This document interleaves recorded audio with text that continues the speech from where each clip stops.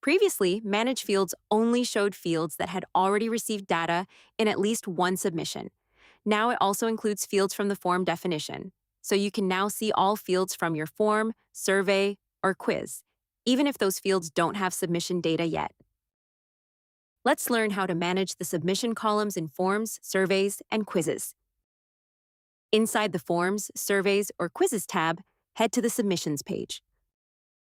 Click Manage Columns. Add fields from the drop-down menu by checking the box next to them. Reorganize the fields as desired, then click Apply. With this update, new fields are visible even if they haven't received any submission data yet, making your submission management experience controllable and simplifying reporting without waiting for test or live submissions.